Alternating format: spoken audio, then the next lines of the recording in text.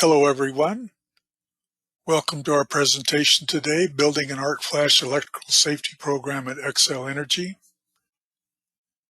And before I introduce our guest speakers, my name is Jim Chastain. I'm your host for today's session. I had a couple housekeeping notes to pass along. First of all, today's presentation will be recorded and the video will be posted to the EasyPower website, along with a PDF copy of the slide presentations that you can download.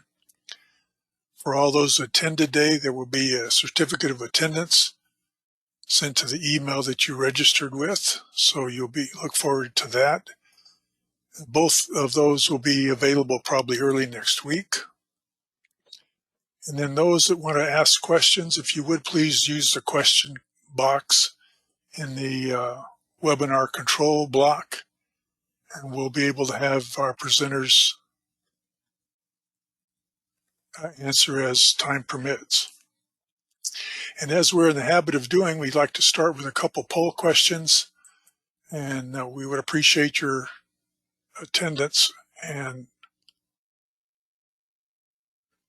response. So the first question is, what is your role in electrical safety? No obligation, no liability, strictly just trying to get some perspective on the audience mix for our presenters to be able to address. We do appreciate your attendance today, and I think everyone is looking forward to the topic. It's very highly anticipated as far as the interest level. So we're almost to a quorum. Let's give this another 10 seconds.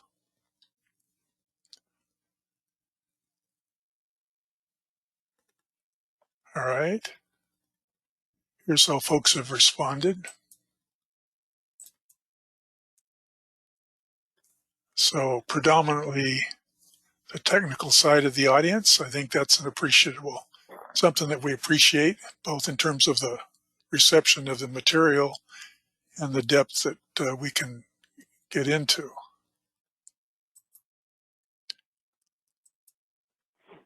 Next question is, does your company have an effective arc flash electrical safety program? Again, not trying to keep tabs on you, just trying to understand where you're coming at the topic from.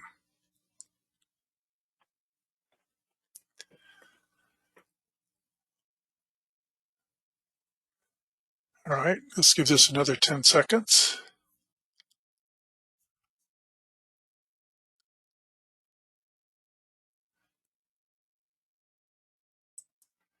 All right, here's how folks weighed in on this. Much better distribution here. So again, it looks like it's the target audience that's most appreciative of the material. Excellent. And then finally, how would you rate your company's risk assessment procedure?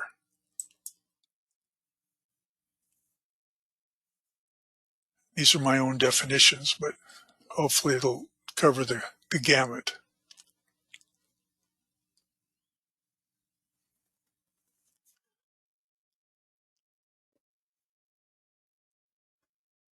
All right.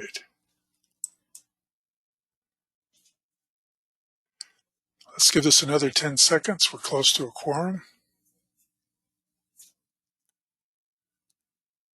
Thank you very much for participating. So folks have weighed in on this one. A wide distribution. Excellent.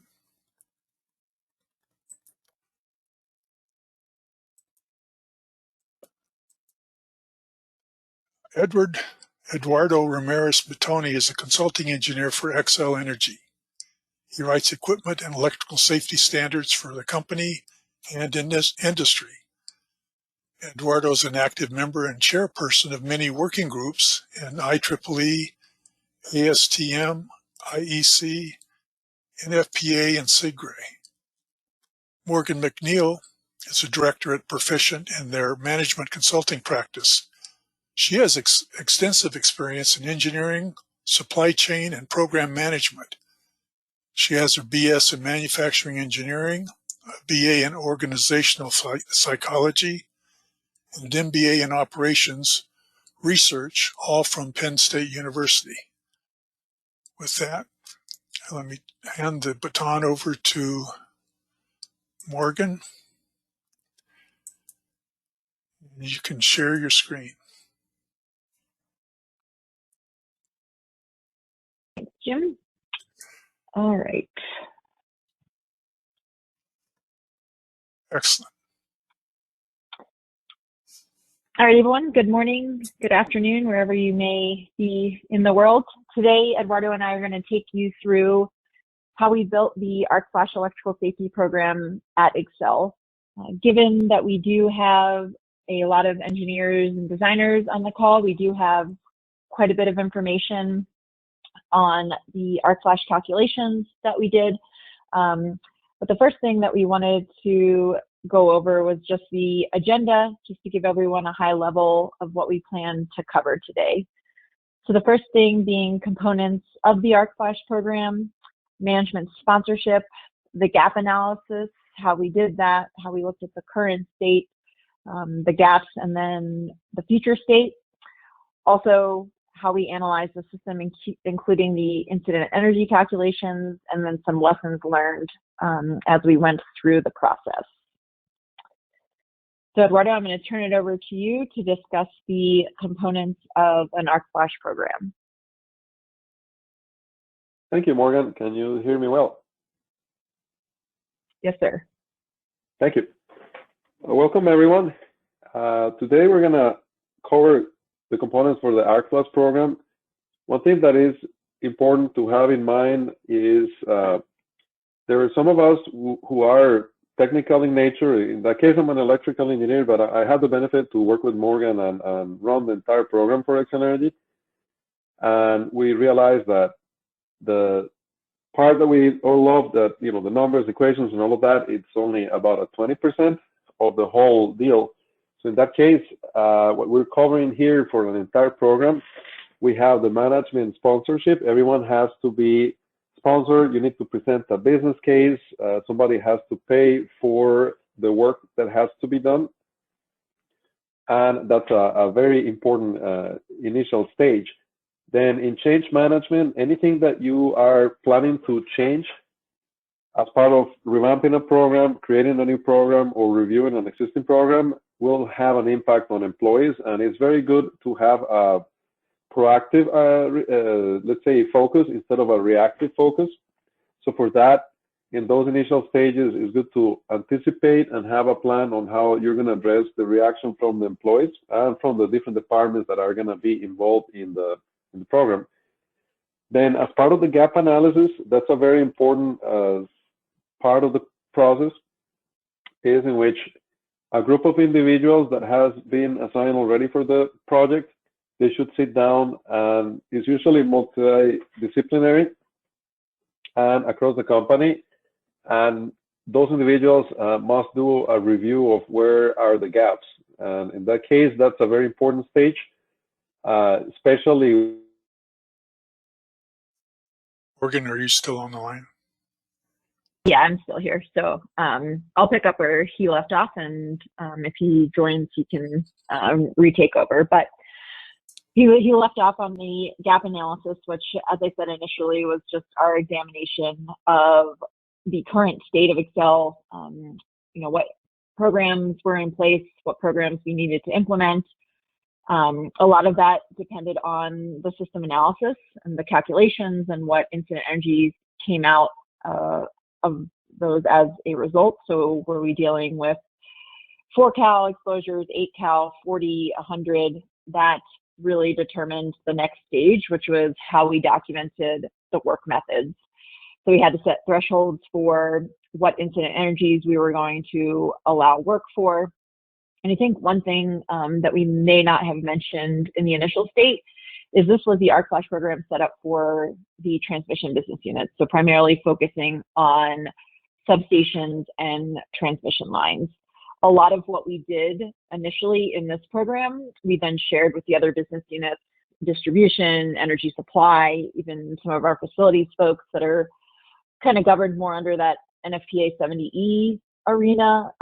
But just having the documented program in place, they were able to steal some of the things that we had set, including some of the trainings to get their programs in place.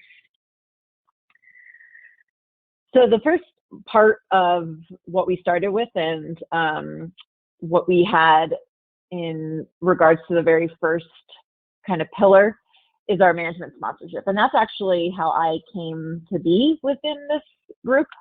So as Jim said, initially, I'm a director with Proficient in their management consulting. So we do a lot of project management, program management. And so Eduardo had reached out to some of his managers and said, hey, I need some help running this program. And so he was able to secure me as a resource. And then as we quantified the efforts that were going to be needed, we actually brought in some other project managers from Proficient to help with the effort. But all of that came about because we presented the business case to management.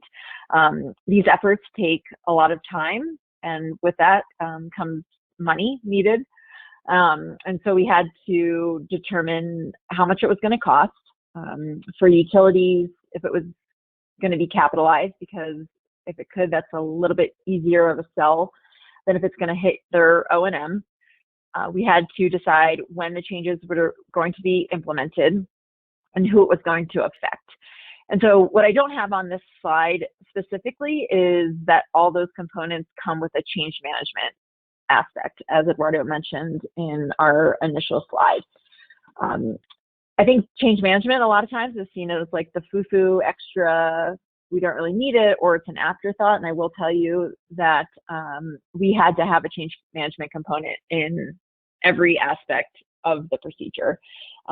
In talking with the field guys, how were we communicating the changes, and also involving the affected employees in the decisions. Once we developed the training, did it make sense?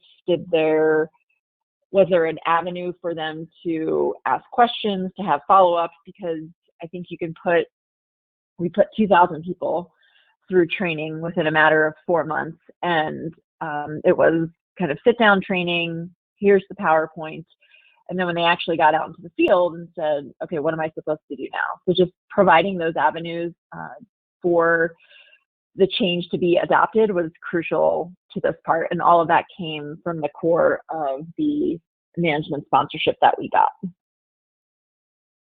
Morgan, I am back. The system somehow kicked me out. My camera got in, and that took my microphone out. How far did the slide go well? The slide 3? Yep. So yeah, you're right on time. We're starting with the gap analysis current state. So I will turn it over to you. Thank you. So for the gap analysis, it's a very important part to see the current state versus the future state, and then see how a transition can be made. As part of the current state, there's going to be a group of professionals in different roles. Let's say engineering, safety, asset management, regulatory, system protection, legal, etc., that should sit down and evaluate any change in the regulatory framework in the industry. So for that, especially in this case, is for electric utilities. Our presentation can be used for gas utilities. Actually, Excel is also a gas utility, and we apply similar methodology there. So these are some examples of some of the regulations. We have, there's a whole list of OSHA regulations here in the United States that electric utilities need to fit into. One thing that is very important is that utilities, we are massive asset owners. So we actually dip into different realms. In the case of Xcel Energy, we have an FCC permit, so we have also telecom capabilities, but then we fall under some of the 1910s for telecom. We also have the general industry, which that will be like shop warehouses, then office buildings and the like. So that should default to the regular OSHAs for that that are listed in the first line, the 254, 269, 332 to 335 under 1910, and also under 1926, 351, 416, 454, and so on. Now, as an electric utility, we do have also some impact under OSHA. So there is, especially under the 1910, that's the 269 forwards, vast majority of it. And this is silly a little bit, but OSHA has regulations for regular operations and then for construction operations. So regular operations is 1910, construction operations is 1926. So anything that you see there under 950, 964, and 966, the list goes on. This is just a sample.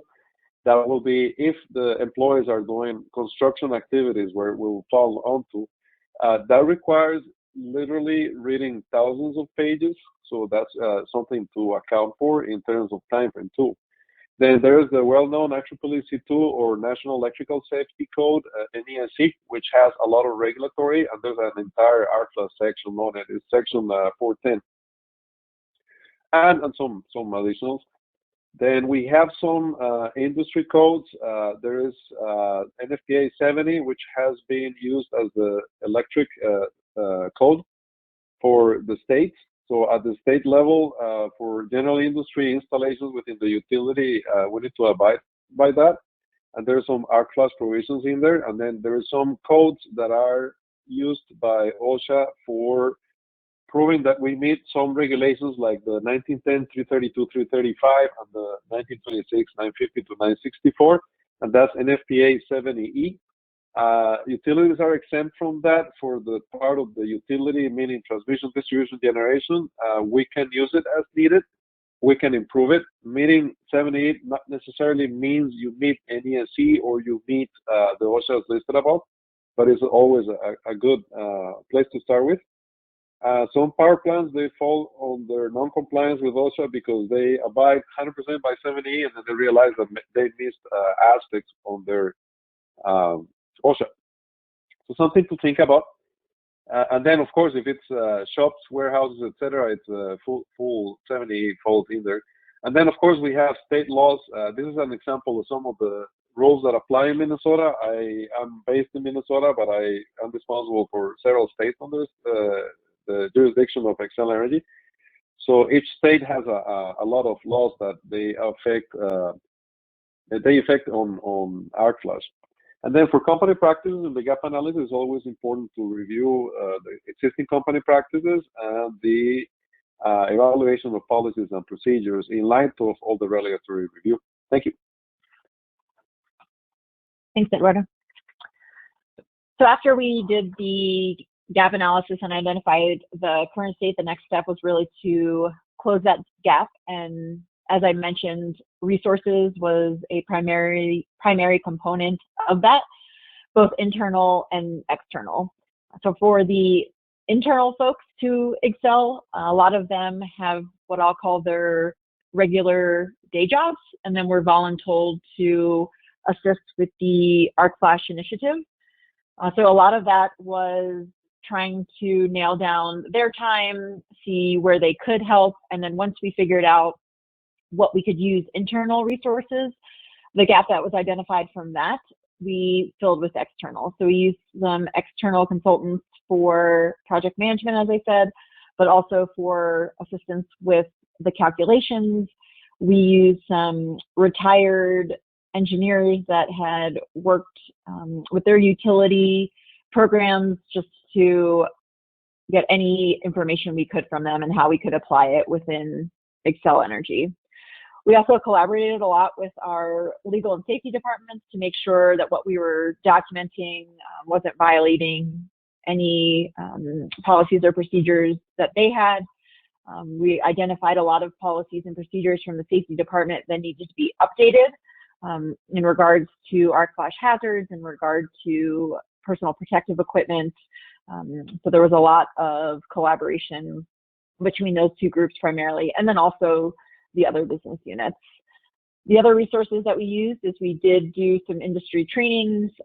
We did a tools class for our system protection folks. As I said, we partnered with some peer utilities to kind of get their playbooks on the process to see what we could borrow. And that was really helpful just because, there are utilities out there that have set up these programs, Xcel now included, where there's a lot of useful information that applies. And then the other part of us closing the gap was conducting field interviews to understand kind of how they currently were conducting their work, and then how our proposed documentation of the new work procedure would affect their work. A lot of that had to do with the publication of the incident energies, how they were going to find that information that was applicable to their work. As I mentioned in the beginning, if the incident energy was higher than what we wanted them to work out, what the process was for that. So these were just a couple of the areas where we knew we had to close the gap. And so really looking at the information that we gathered from the current state and then how we were going to proceed in closing that gap. All right, Eduardo. Thank you, Morgan. For future state. Thank you. So this is all very important. As you guys see, we haven't even gotten into the calculations yet. I'll promise you we'll get there in the part of the assessment. But one thing is in Xcel, Morgan and I, well, actually I started revamping the program back in 2017, and God, it has been so much, so fast time goes by. It's 2023. I was able to engage with Morgan in 2019. And it's been a long journey. So we've literally have talked to thousands of individuals, and there's been a lot. It feels like the gap analysis happened yesterday, but that was a long process that took us over a year. But it's very important in terms of going in the right direction, especially when you're moving such a workforce. Xcel Energy, we have 12,000 employees. There's about 8,000 employees affected in FR clothing, and we have 1,700 substations.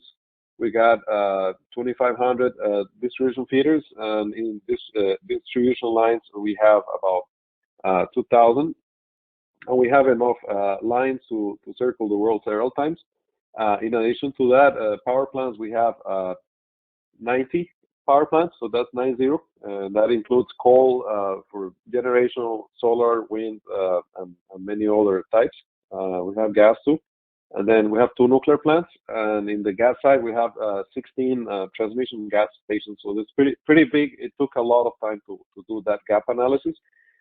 For implementation, we created business unit standards. So in that case, I was responsible with Morgan. We're creating an arc flash engineering guide and a field manual for the company, thinking about not only the engineering groups but also the field groups. We revamped the clothing and PPE program for arc protection. In that case, we run into audits, approvals, and then set up vendors and distributors.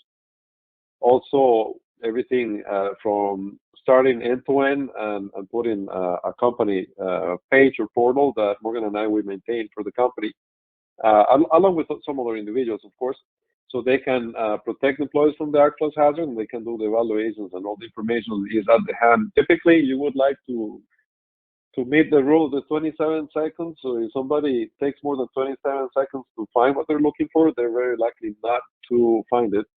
So in that case, we've been up to the challenge, and we're constantly improving, how things are accessed.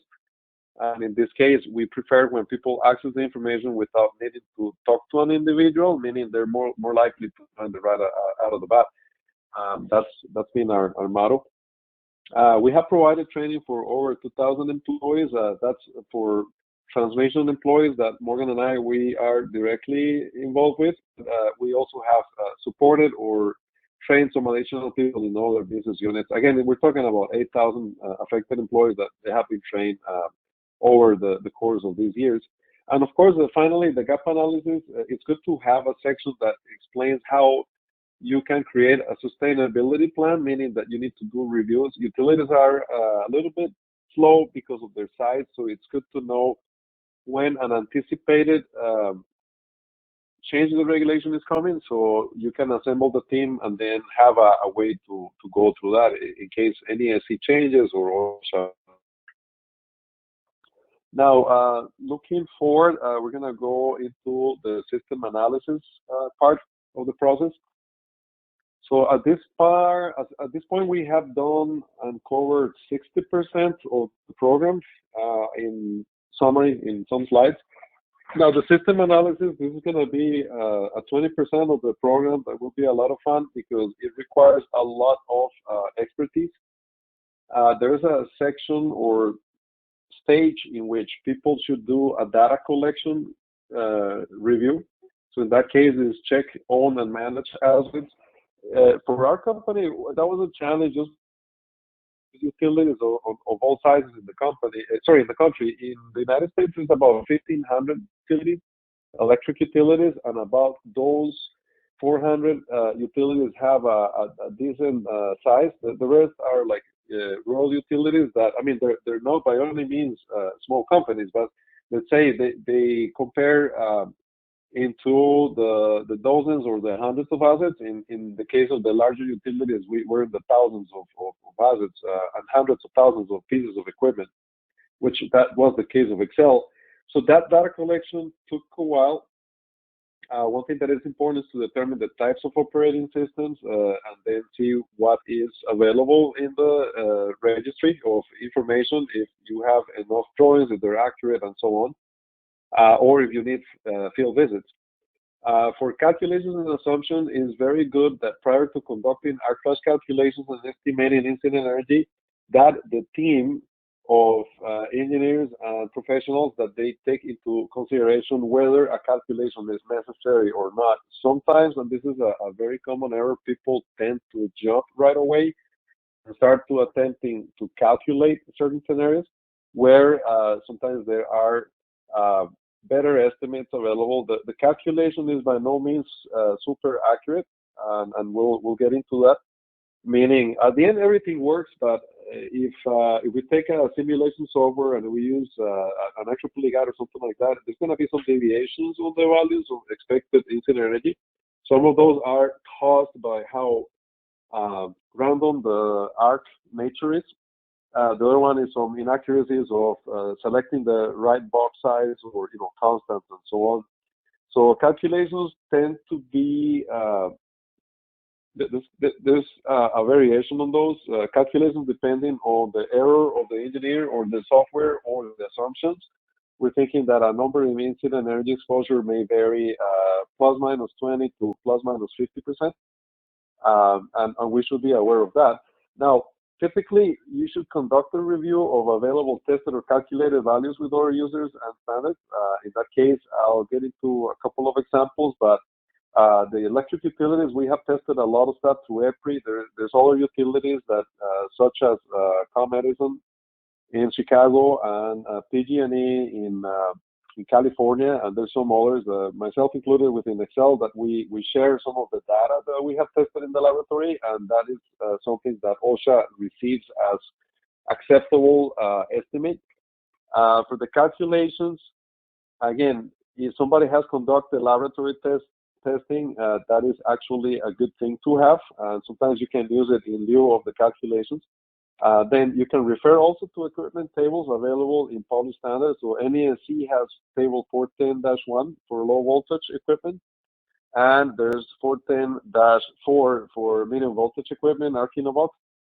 Those are very useful. OSHA has also a 1910-69 Appendix E. There's a couple of tables there with estimates that are pretty good to use. Typically, there's a lot of stuff that is 240 volts and below that we should be able to use table estimates instead of using specialized software. Finally, if something doesn't fill into those buckets, we can also pull out our specialized software tool and use some sort of calculation and an estimation. And that's more or less the high level. Let's go to the next slide, Morgan. So one thing that is important is that the ARC is an evolving event. So things start with an arc, they don't end with an arc. Individuals move. There's also air gaps in the PPE between the worker. I work in ASTM, and we know that some of the tests that we develop under ASTM actually they give like a worst case scenario for some of the exposure on the mannequins. But when people are moving, they usually have like air pockets, and all that plays out. Sometimes you will see an event, and you go, well, how did this injury look smaller than what I was expecting? And sometimes it's because of all of these extra factors that they always play out in the field very well. With the estimates, Morgan and I, we test in laboratories in Canada and in Europe, in Spain. And it's very interesting when we talk to the lab technicians and we try to meet a target, and it's always, we know that there's a range. So meaning even if you try to replicate an arc, it's really difficult to get, an accurate, value. That's why a lot of the ASTM standards and the IEC standards for arc testing, they use some statistics on it. Now, this slide 9, it shows some of the arc flash calculations, and it says not all arc flash incident energy must be calculated. These are the tables that I talk about in the National Electrical Safety Code. The one is for low voltage equipment. On the left, it has open air and Archinovox. So in all of these scenarios, we do not recommend people to use software tools. This table is actually more accurate. It's based on testing. So you see all those notes in the values. Those are actually, if you have the National Electrical Safety Code, it will tell you which is the study that came up with the estimate. And so there's actually hundreds of tests performed to validate them. And if somebody uses like NFPA 70E, these values will actually be way, way higher. So we don't want to put people on a bigger size PPE in that case. So these are really reasonable estimates. And on the right, this is published, that's new in 2023. That's equipment for medium voltage. So you can see some of the estimates for switchgear, motor control centers, and some other devices. Finally, at the bottom of the slide, you will have access to this presentation later under the Easy Power webpage. Morgan and I will put some papers in there. This is one that Morgan and I were presented at a conference, and it has all the most significant articles in the references section. This can be downloaded for free. You can find all the information. You can also reach out to Morgan and me later via email or so on, and we're happy to send people in the right direction. There's a lot of good stuff that is being published that will help you with your calculations or help you avoid, doing the calculations.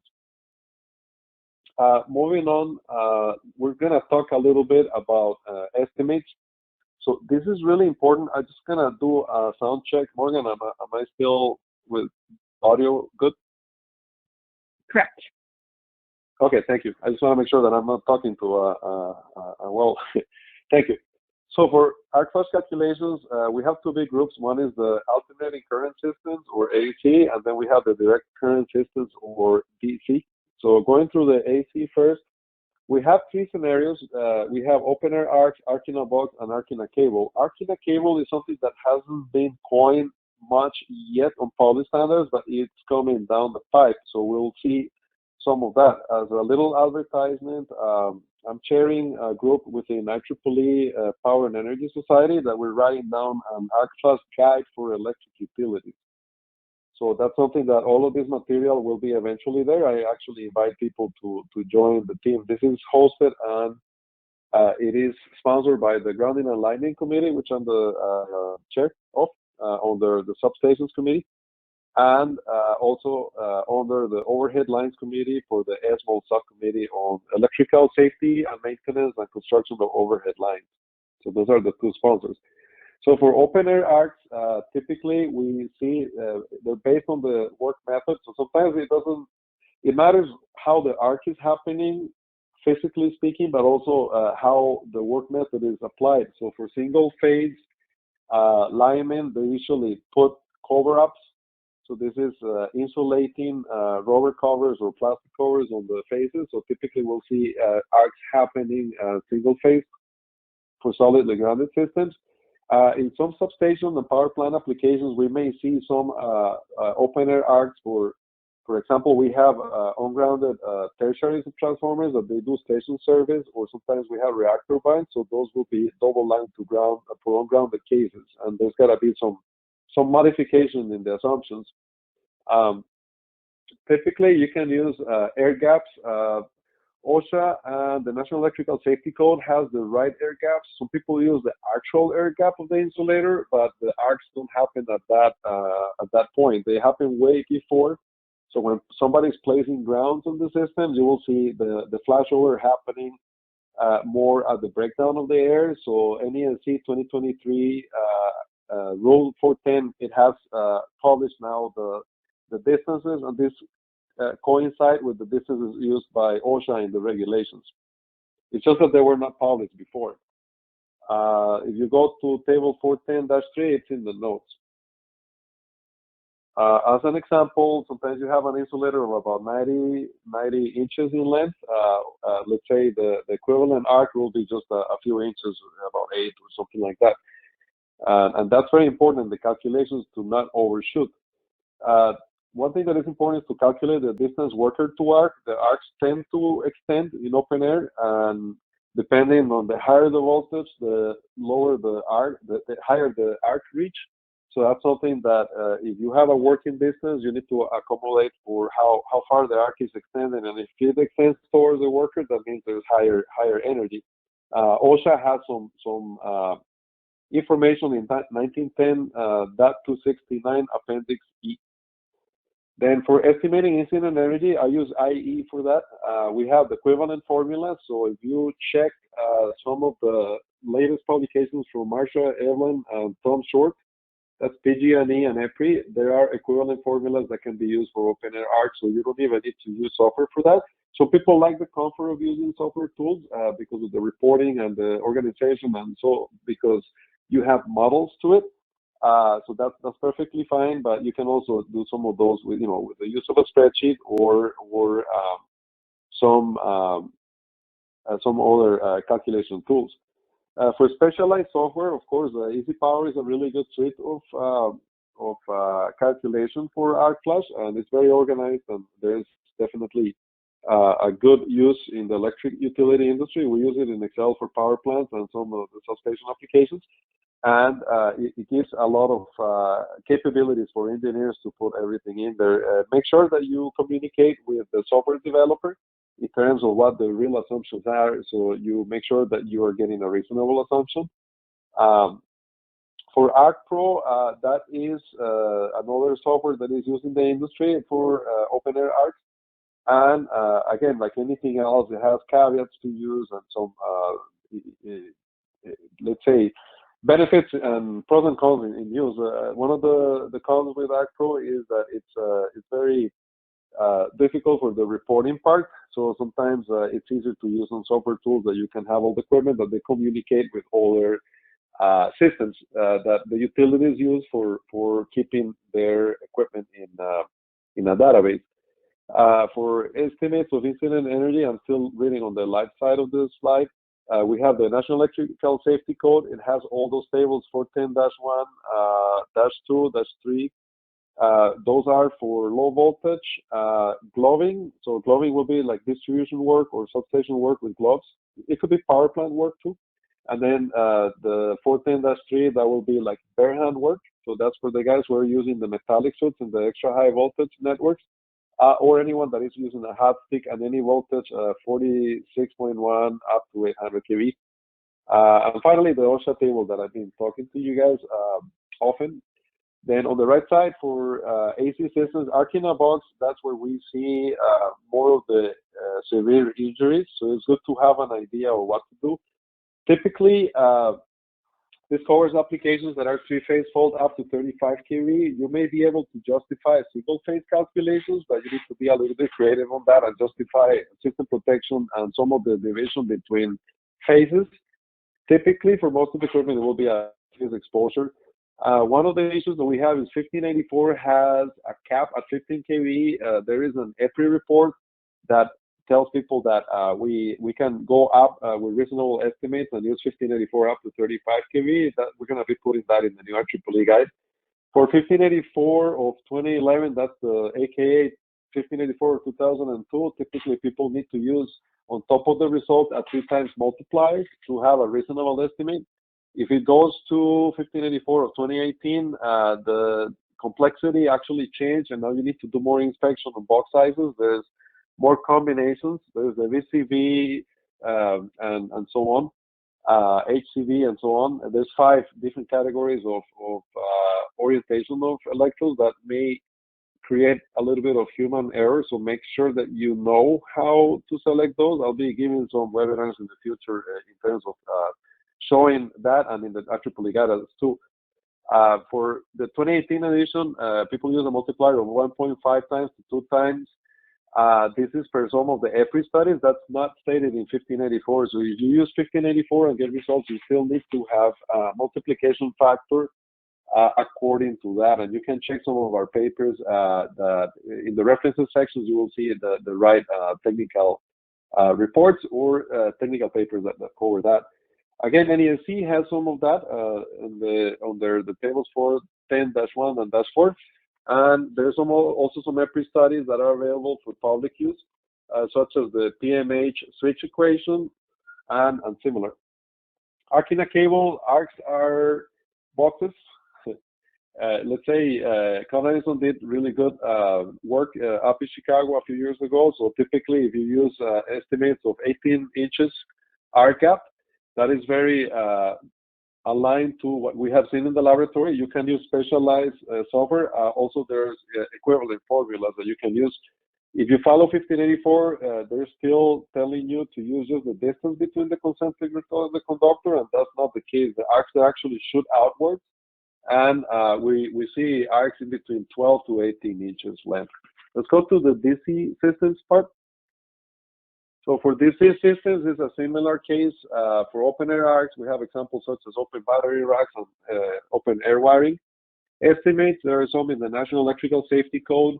There's the exception 5, that's based on the level of fault current.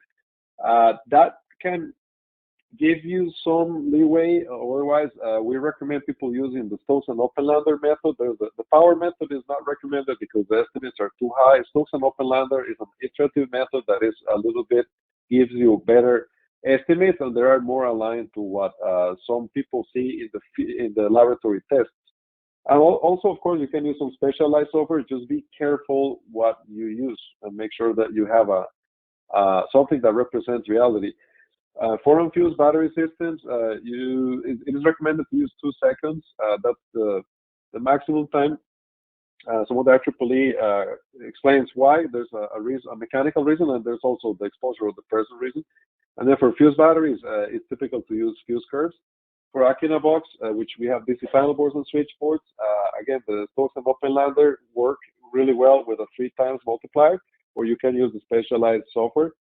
And then for arc gaps, here are some recommendations that we will be placing in IEEE standards in the near future, including the ones that I'm sharing for recommendations on some papers.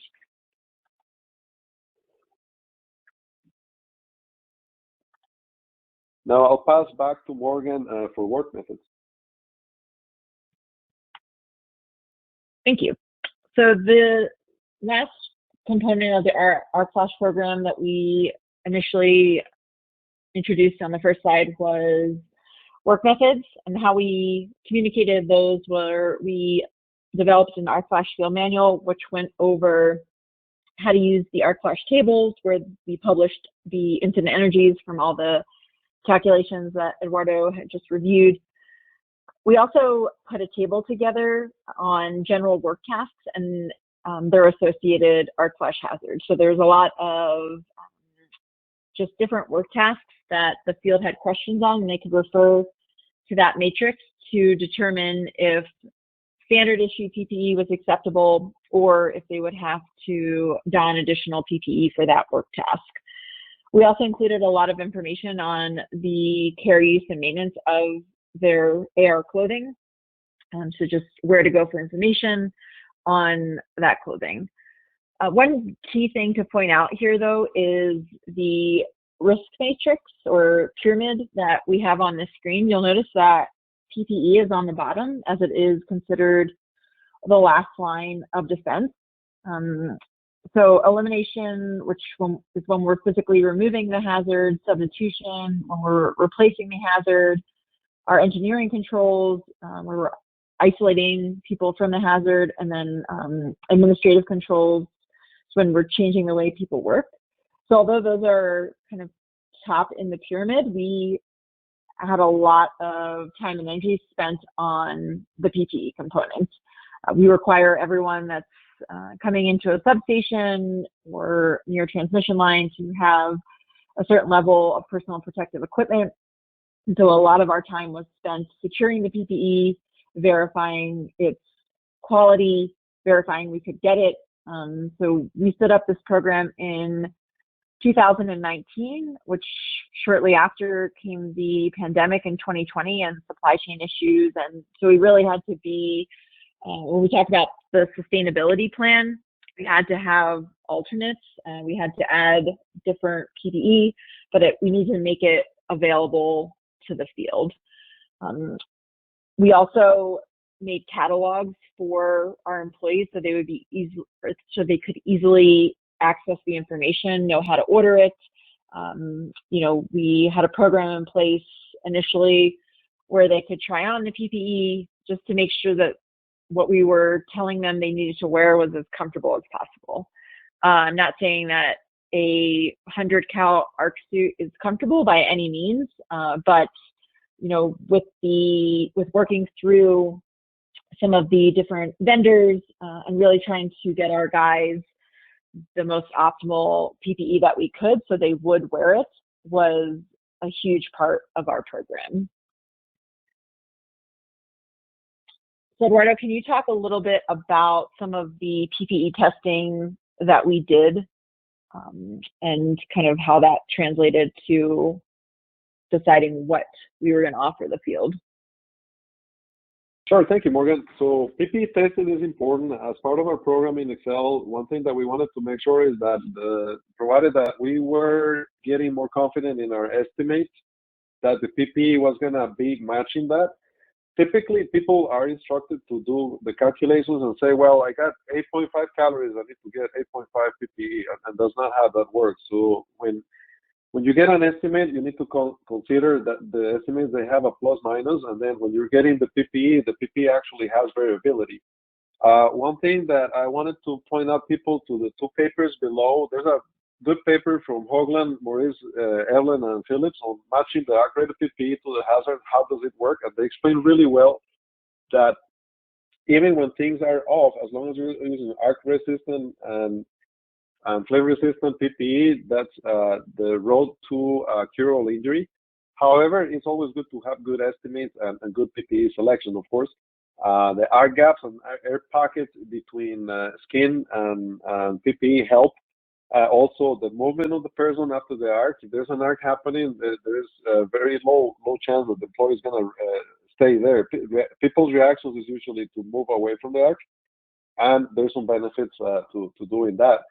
So in that case, we will expect variability from both. And then there's another paper that I wrote with Take, Shields, Morris, and Hoagland, and it's called Arc Rating Variability and Repeatability. And we actually did hundreds of tests on fabrics, control fabrics, just to see how much they vary. And then we did find some percentage of variation.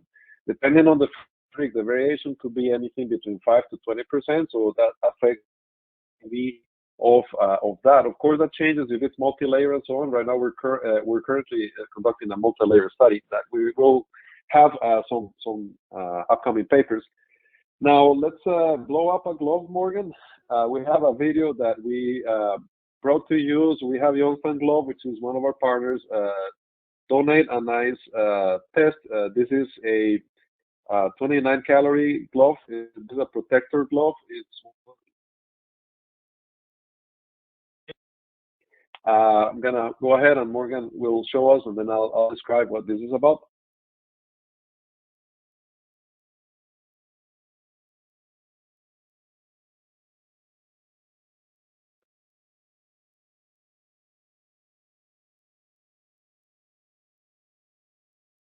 Morgan, the video played really well on my end, so I could see everything the way it was intended. Great. Okay, so what we have here, maybe you can pause it so it ends up there. Yeah. So that's this is a 50-calorie arc. So in the middle, you see there's two electrodes. There was a tripwire at the beginning. The test is conducted this is in the laboratory in Kinetrix in Canada, and we're doing a test for ignition. So even we know that these gloves are 29 calories for ATPV. These gloves, this is a design that we have done that is it's hybrid. It has leather and non-leather. We were intending to see if there was any ignition. As you guys could see, there was no flames or nothing melting or drifting, and this is what is considered a good pass. With our program, we did this from the point of view of developing products with our partners, and also we did this to make sure that we could pick and choose some PPE and see if it performed. Curiously enough, we did find some other products that didn't fit or meet the standards. And I would tell you that my statistics have been from every set of PPE that I evaluate, there's a 1/3 that they don't pass the standards that they claim. A third, they have some trouble passing it, and if you help them, they will pass, meaning that you need to have a discussion with the manufacturer to amend some of the things. And only 1/3 is passing with flying colors right now. So it's very important for you to have some sort of verification. This one is done at 50 calories because you want to do an overexposure. That's part of the ASTM F2675 test method for hand protection. Let's go to the final slide. I'll pass on to Morgan for the closing of this webinar. Sure.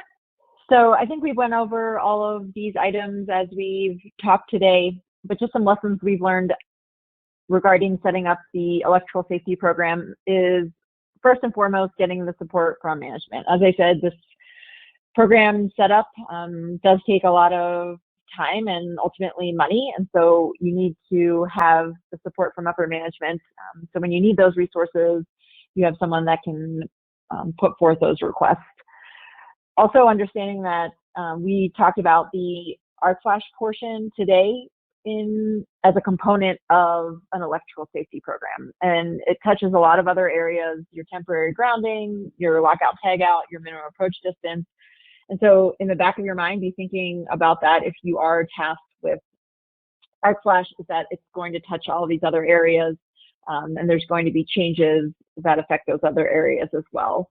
And then there was a ton of coordination among multiple groups. So the main folks this is affecting, obviously, is your field workers, but your engineers have a lot of participation in this process, as well as other business units. So there was, as I mentioned, transmission was our primary focus, but in a lot of cases, we have our transmission guys working alongside our distribution guys or our nuclear guys. And so it's important that they have work procedures and work processes that are aligned, so as not to create contention when they're out in the field doing the work. And sustainability. And so I think we learned this along the way is you need people to be able to sustain this program when it comes to the calculations, how often you're going to update them. Initially, we asked all of you what your risk assessment procedures look like, and I was happy to see that most of you have a decent procedure in place. But again, this one is one that needs to be sustained, it needs to be updated, and then training just is throughout, whether it's arc flash or lotto or temporary grounding, all of that needs to be in your sustainability plan. The other suggestion is to be proactive regarding the regulatory changes. So Eduardo mentioned a lot of the working groups that he's in. I think that just gives us foresight into what may be coming and allows us to be prepared, so we're not behind the 8 ball when these changes are published in OSHA or some other federal regulations. And then the communication and follow-up piece was our biggest lesson learned. We needed to have regular town halls with our folks. We have an email inbox that goes to a certain distribution list to have employee questions answered. And then we have an FAQ where we're continuously updating as we get the same 10 questions.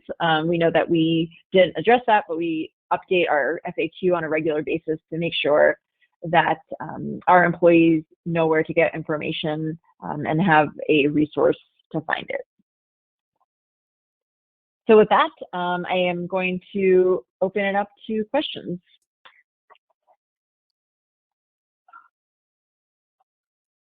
Thank you, Morgan and Eduardo. That was excellent. And right now, as we wait for the audience to respond, I have a question that I'd be curious to know Eduardo's response. Is there any level of ARC incident energy that you label as danger? Yeah, that's a really good question, Jim. So at the moment, so I actually chair the ASTM task group for arc flash suits. So believe it or not, there's no arc flash suit standard currently in the industry. So I'm writing the first one under ASTM. Mm-hmm. So there's been some discussions. I had some discussions with Hugh Hoagland, Jim Phillips, and some of the big names, Marsha Evelyn in the industry. And historically, it has been said that there is high pressure on arcs, that there is some discussion about 40 cal being the cap. I can tell you that based on the newest research, we can move the bar up. Also, the protection has gotten very, very well. Today, we can meet a 40 calories with a single layer arc flash suit. So that's one thing that I've seen develop under my committee. And I would say that we can possibly say that you can perform safely activities, up to 40 with a couple of provisions. You can go up to 75 calories. Over 75, then you want to have some considerations on certain things. The arc is too potent, and at that moment, it's good to have definitely like hearing protection. Recommended over 40 cal, after 75 mandated, and we are currently looking at the standard maybe for the next review to add ballistic protection for it for anything over 40 cal. So we're developing some of the next generations of arc flash suits. The standard, I have it up to 100 calories. In Excel, we conduct work up to 100 calories. We're trying to keep up to 40 on a daily basis, and then with some exceptions up to 100 based on that we really, really need it, meaning somebody has to come to a manager and we just need to make sure that the controls are in place. Over 100 calories is possible. It has to be really well taken into consideration a lot of aspects. I can tell you that we had discussion in ASTM to make the protection eventually up to 200 calories. The PPE can be made up to that. We just need to see how to make fix some caveats with the laboratory and in terms of getting that. So the protection is not an issue. I would say mostly like is the culture and removing the hazards and having controls. Definitely up to 75 calories doable. Over 75, special provisions in place. I hope that answers your question. You did a good job, yes. So we got a couple of questions that are coming in. Thank you. One of the questions, is this a full-time effort for anyone that manages a program? Absolutely. The team that is doing this, so at some point I was doing 95% of my time was arc flash.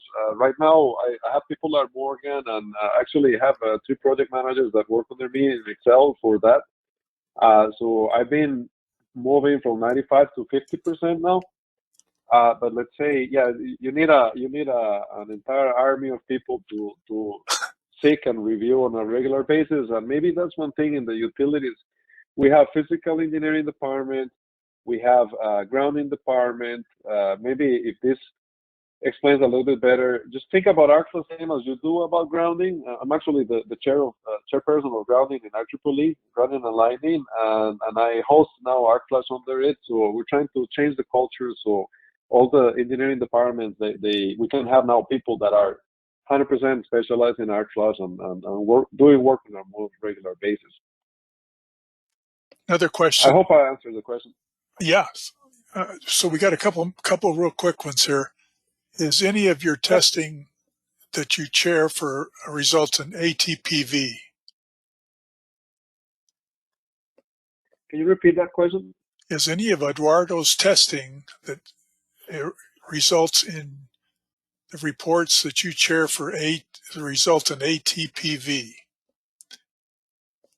Not sure I Yeah, understand. so I'll take on that. The question can be interpreted in different ways. So one is that we have the break open results, and then we have the ATPV. In a technical way, when you're testing PPE, all PPE has, let's say, an EVT, and some EVT is the break open energy. So that's when you burst the sample. Now, the ATPV is something that you may encounter in between the protection of the PPE up to the EVT. When you have a certain target of energy and you try to meet your ATPV, sometimes you cannot find it, and the sample will burst open. That's when you get the EVT. There's been a lot of misconceptions out in the industry. We've been trying in ASTM to change that and make a clarification. We also have something called AR-LIM, which is new. So it's actually three ARC ratings. What we're trying to explain to people is go by the ARC rating concept, and then there's a technicality on whether it's ATPV or EVT. The ATPV is not achieved all the time on PPE. I hope I answered the question. If I didn't, then here's my email, and we can continue that, responding a little bit better on that. I need a little bit more context, let's say. One last question. You mentioned a plus or minus 20 to 50% margin on calculations from 1584 methodology compared to lab test incident energy. Do you include that margin in your calculated results? Yes. So I wrote an engineering guide for Excel Energy as part of the new IEEE guide that we're writing. We're gonna have some consensus on what not only Excel does, but all the other utilities, laboratory researchers, and users. So typically, if you see people that have tested, it's usually like a cloud of points, and in that cloud you may see some let's say you try to draw the line where you get the most points of the cloud of results. I would say if you're not using multipliers, absolutely you're going to be in the lower minus 20 and minus 50%. You need those multipliers. Got it. Excellent. And we apply them. I'm applying them for Arc in a Box. Eduardo and Morgan, thank you very much for an excellent presentation. We look forward to running into you down the road. So long. Thanks, Jim. Bye-bye. Thank you, Jim. We appreciate the invitation from Easy Power. Stay tuned. Morgan and I were very active in the industry. I had promised David in the future we can do some other webinars for you guys, and if not, then we can meet in IEEE. I'm in the need of more members in the IEEE guide, so if you have some interest, please reach out to me. And I appreciate it. Have a good rest of your day. Thank you.